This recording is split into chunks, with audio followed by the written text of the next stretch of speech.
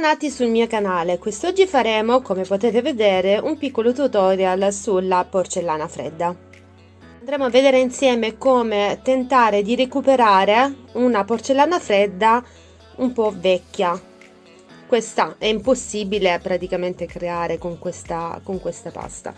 Quindi andiamo a vedere il materiale necessario per poter fare questo. Il materiale necessario per cercare di recuperare la nostra porcellana fredda vecchia è questo. Prima di tutto un panno in microfibra, io uso questi, li compro al supermercato. Poi abbiamo necessità di un sacchetto per alimenti. Poi avremo bisogno anche un ingrediente necessario e indispensabile di un ammorbidente. Io uso questo qua dell'MD, però potete usare qualsiasi tipo di marca, l'importante è che sia un ammorbidente. Poi opzionale, potete usare questo spruzzino. Oppure potete usare un catino o una coppa dove poi mettere dell'acqua. Vabbè, poi vi spiegherò a che cosa serve. Quindi passiamo subito al tutorial. Come prima cosa sono andata a riempire con dell'acqua questa bacinella.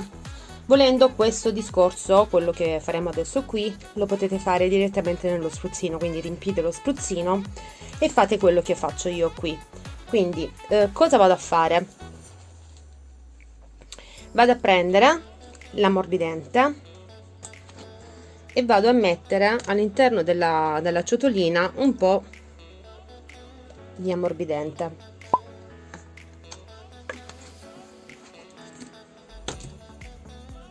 Adesso con uno stecchino di legno, con un cucchiaio di plastica, quello che volete, vado a mischiare, così distribuisco bene il prodotto. Per quanto riguarda lo spruzzino, invece, voi lo riempite e mettete all'interno dello spruzzino un po' di ammorbidente e poi sbattete lo spruzzino, così si mischia il tutto. Fatto questo, adesso cosa vado a fare? Prendo il mio panno in microfibra e lo vado a immergere nell'acqua con l'ammorbidente. Lo faccio bello imbevuto, dopodiché lo strizzo leggermente, tanto per non farlo comunque gocciolare. Tolgo questa parte, quindi vado a stendere questo panno. E adesso cosa andiamo a fare? Prendiamo la nostra porcellana fredda, quella vecchia, la stendiamo un attimino per farla un pochettino più piatta. Ok, vedete, l'ho appiattita un po'. Dopodiché la metto all'interno del mio panno, quindi chiudo bene e chiudo bene. Adesso cosa andiamo a fare? Andiamo a prendere il nostro sacchettino degli alimenti e inseriamo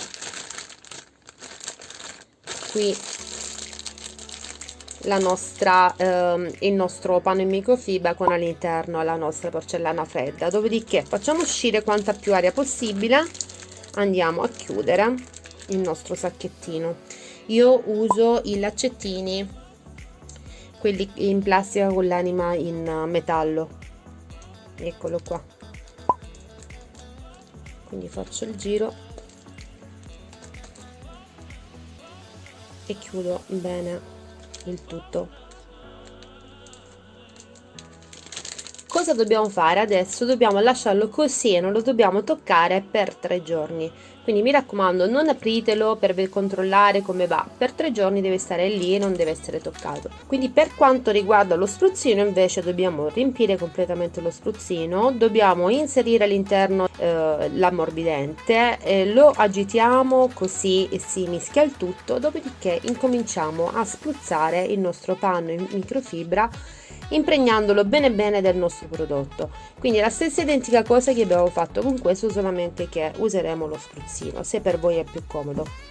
Quindi ci vediamo, per me passeranno 3 giorni, per voi passerà un secondo e così andiamo a vedere insieme il risultato. Sono passati 3 giorni per me, andiamo a vedere subito il risultato. Quindi apro il sacchettino, estraggo il nostro panno in microfibra e apriamo per scoprire il nostro panetto. È molto umido, come vedete, ed è quello che appunto volevamo. Adesso si presenta in questa maniera, ma è normalissimo, dobbiamo andare a impastare il tutto. Quindi armiamoci di pazienza e andiamo a impastare.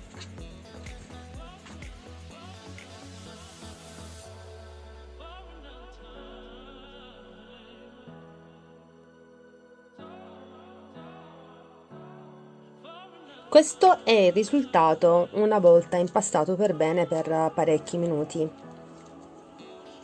Può essere tranquillamente modellata. Se è ancora umida, come per esempio questa qui che ancora rilascia un pochettino di pasta sulle mani, e potete lasciarla per qualche minuto così all'aria, tanto per farla seccare un pochettino, e poi impastarla e lasciarla ancora per un minuto o due sempre all'aria. In questa maniera l'umidità in eccesso evapora, però il fatto che voi andate comunque a impastare fa sì che non si secchi del tutto la pasta. E inoltre questa è ancora un pochettino grumosa, infatti vedete che ci sono ancora dei grumi.